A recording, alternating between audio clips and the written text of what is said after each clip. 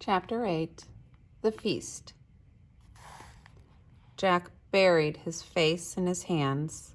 "I don't believe it," he said. "I just burned up the Pilgrim's turkey." "Stay calm," said Annie. "I'll get Priscilla." "No, don't tell Priscilla," moaned Jack.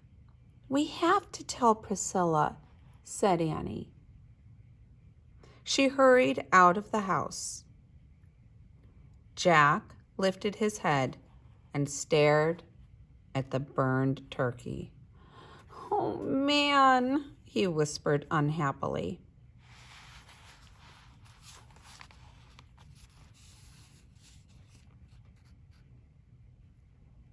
The Pilgrims had worked so hard to get their food. They had had such a terrible winter, especially Priscilla, and now he had ruined their first Thanksgiving. The door opened. Annie pulled Priscilla over to the hearth. "See?" said Annie. "The turkey fell into the fire. It burned up." "I did it," Jack confessed. Priscilla just stared at the burned turkey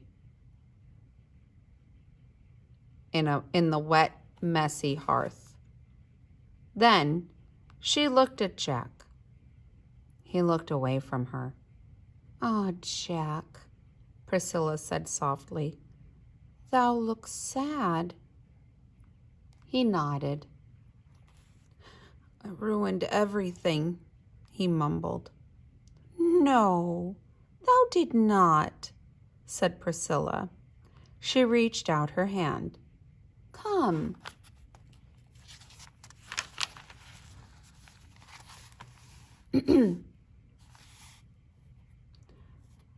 Priscilla led Jack and Annie out into the bright autumn light. "Look," she said. Jack saw Pilgrim women and kids walking to the tables. They all carried wooden platters piled with food. "In the other houses, there was cooking also," said Priscilla.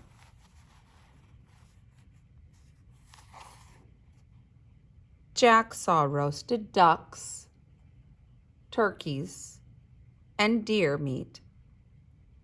He saw baked fish, lobsters, eels, clams, and oysters. He saw pumpkins, beans, and corn, dried plums, berries, and roasted nuts, steamy pots of soups and puddings, and loaves of baked breads. "We had a very good harvest this fall," said Priscilla. "We stored many vegetables. We salted our fish and cured our meat. And today our Wampanoag neighbors brought back 5 deer from the forest for our feast." Jack was relieved to see all the food. Priscilla knelt down and looked him in the eye. "See, thou did not ruin anything, Jack," she said. "Thou and Annie have helped me a lot this day. You have both made me laugh, and you have both acted with kind hearts." Jack was amazed. He thought he'd been no help at all. "Come," said Priscilla. "Let us join the others. Art thou hungry?" Jack nodded. Seeing all the platters of food had made him really hungry. He and Annie followed Priscilla. In the golden glow of autumn light, Jack and Annie joined the Pilgrims and the Wampanoag at the long tables. Priscilla gave Jack and Annie wooden plates.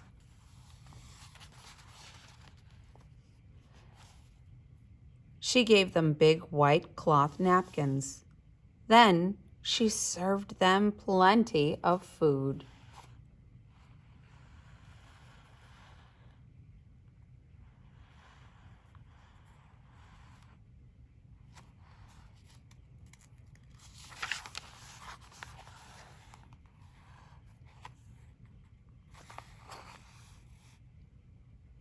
Before they started to eat, Governor Bradford stood up to speak.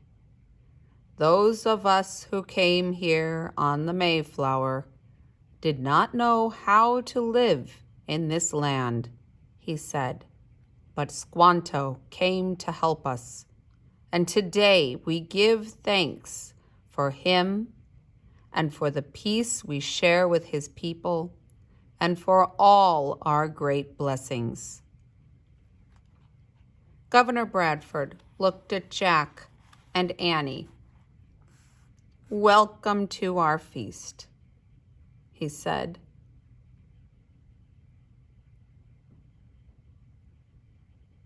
At this moment, 3 worlds, your world, our world, and the world of the Wampanoag, are not 3. They are one. 'Tis the magic of community. Indeed, said Annie. She clapped her hands and looked at Jack. We did it, she whispered. Did what? Thought Jack. Governor Bradford then put his napkin over his shoulder. Now, he said, let us feast till our bellies are filled. As everyone started to eat, Annie leaned close to Jack. We found the special magic, she whispered. The magic of community. Remember the rhyme? She repeated Morgan's words. To find a special magic, when work and toil are done, gather all together, turn 3 worlds into one. Oh, man, said Jack. He'd forgotten all about it. We can go home now, said Annie. No way, said Jack. We have to eat first.